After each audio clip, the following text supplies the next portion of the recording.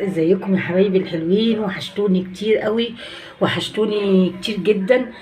كل حبايبي، بشكر كل حبايبي اللي جوه مصر وخارج مصر على تعليقاتكم الجميله اللي بتشجعني وتحفزني وبتخليني اعمل لكم فيديوهات اكتر واكتر وحاجات جديده. في الاول كده هنصلي على النبي وعلى افضل الصلاه والسلام. النهارده هنعمل معاكم مربى التين جميله جدا جدا لسندوتشات المدارس وللفطار الصبح وكل حاجه وللعشاء وكله. جميله جدا جدا. بصوا قوامها، بصوا عامل ازاي قوامها، جميل جدا جدا جدا جدا. بصوا عامل ازاي، بصوا قوامها جميل قوي قوي قوي قوي. بصوا اهي هعمل معاكم بالخطوات وكل حاجه فيها. يلا نسمي الله ونصلي على الرسول عليه افضل الصلاه والسلام ونشوف مع بعض هنعمل ايه. بصوا انا كده معايا 3 كيلو تين اهو، دلوقتي موجود في السوق لسه اهو. فهنعمل ايه بقى؟ هنمسك التين، لو انت عايزاه قطع كبيره قطعيه قطع كبيره، عايزاه قطع صغيره هتقطعيه قطع صغيره. ما انا هعمل كده كده، انا عايزاه حتت صغيره. بصوا شايفين اهو الحجم ده كده. اما انت بقى لو عايزاه قطع كبيره بتعملي كده على 4. شايفين اهو لو انت عايزين كده، لكن انا طبعا انا هقطعه حتت صغيره اهو.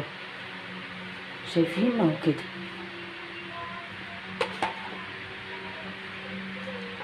طبعا انت بقى ما قدرتك تجيبي بقى 2 كيلو، تجيبي 3، تجيبي 5 تين زي ما يعجبكم.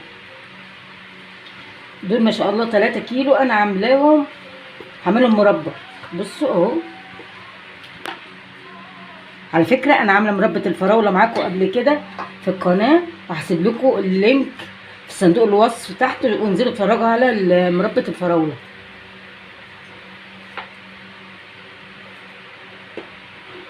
اهو.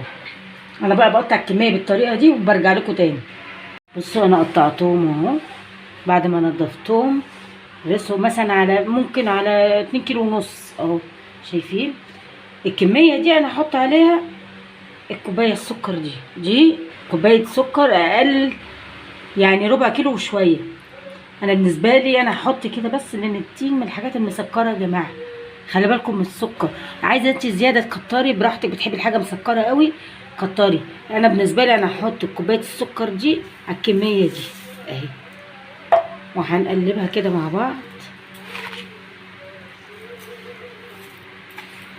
تتقلب كويس قوي عشان السكر يوصل لكل التين اهو. شايفين اهو،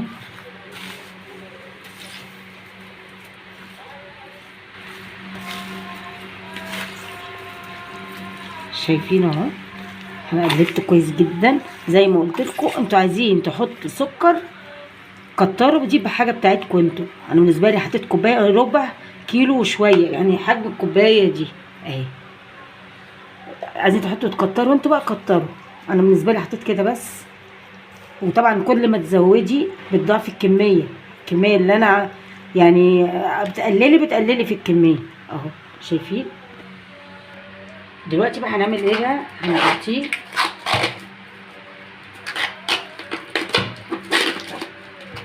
في الاسترتش اهو.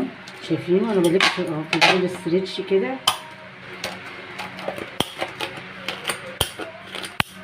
اهو.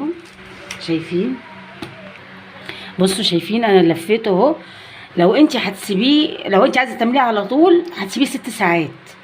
لو هتعمليه مثلا وعايزاه بقى يغيب شويه هتسيبيه ليله كامله. انا هسيبه ليله كامله، يعني انا دلوقتي بالليل هسيبه، هعمله بكره بالليل.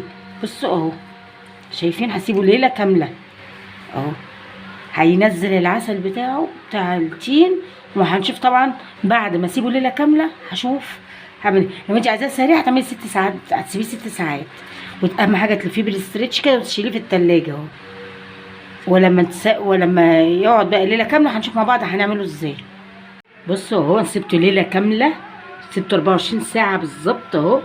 ودلوقتي بصوا اهو، زي ما قلت لكم لو انتوا عايزين بسرعه هيبقى 6 ساعات 4 ساعات كده. بصوا انزل الميه بتاعته اهو، شايفين عشان تنزل العسل بتاعه اهو، التين اهو. دلوقتي هنعمل ايه بقى مع بعض؟ بصوا زي ما قلت لكم عايزين تقطعوا له 4 حتت ماشي، انا عايزه اقطعه حتت صغيره كده اهو. هنبدا نجيب حله، هنبدا بقى نحط فيها المربى بتاعتنا.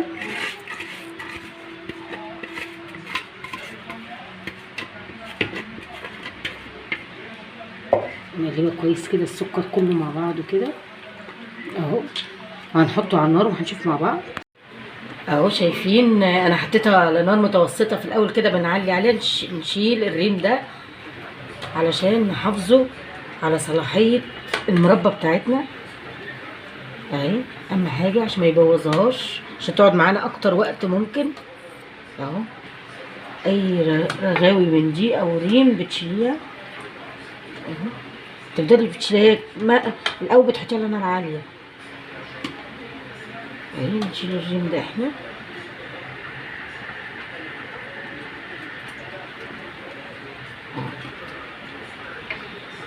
نشيل الريم ده كده.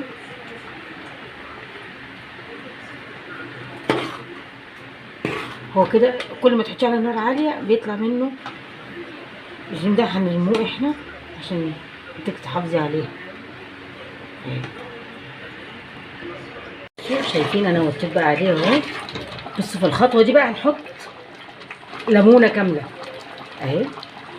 ما عندكيش ليمون هتحطي معلقه صغيره ملح ليمون اهو. شايفين انا عصرت ليمونه كامله، ده ماده حافظه طبعا. ما عندكيش زي ما قلت لك حطي معلقه صغيره ملح ليمون.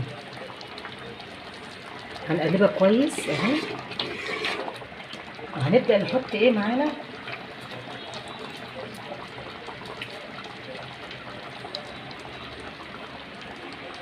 4 وحدات قرنفل اهو. وهنحط معلقه صغيره قوي قرفه اهي. شايفين طبعا النكهات دي جميله جدا اهو. شايفين اهو انا بقلبه، وطيت عليه خلاص عشان قرب يخلص خالص. بصوا كله بقى ايه ما تعملوا كده الحركه دي.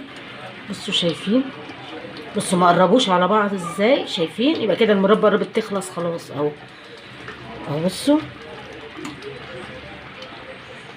شايفين اهو. هنوطي عليها خالص خالص، وهنشوف هنعمل ايه برضو بعد كده، وهوريها لكم اكتر ما تستوي اكتر اهو. انا سايباها موطيه عليها خالص اهو اهو. بصوا بصوا بصوا ما جتش عليها ازاي اهي. بصوا فصل ازاي اهو، ما جتش عليها خالص كده. خلاص 5 دقايق بالظبط هطفي. اهم حاجه اوعى تشيط منكم وتوطوا عليها خالص اهو. 5 دقايق وهطفي عليها وهسيبها تبرد نهائيا، وهنعبيها مع بعض وهنشوفوها مع بعض. في اللحظه دي بقى هعمله بالهاند بلندر اهو.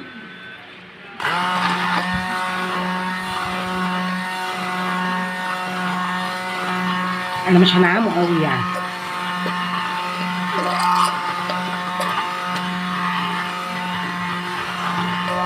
قوام المربى الجميل ده بصوا عامل ازاي، ناعم جدا ويوري. انا ضربته بالهاند بلندر. بصوا جميل جدا. بصوا القرفه اهي، القرنفل اهو. شايفين جميل جدا جدا. وعمل الكميه دي شايفين اهو 3 كيلو صفى على الكميه دي. ما شاء الله ما شاء الله جميله جدا. تنفع سندوتشات المدارس والفطار الصبح اي حاجه، وتنفع للعشاء. جميله جدا جدا. يا رب الحلقه بتاعتي النهارده تكون عجبتكم. ما تنسوش بقى بشير واشتراك ولايك ودوس على زر الجرس عشان يوصلكم مني كل جديد. اشوفكم على خير. باي باي.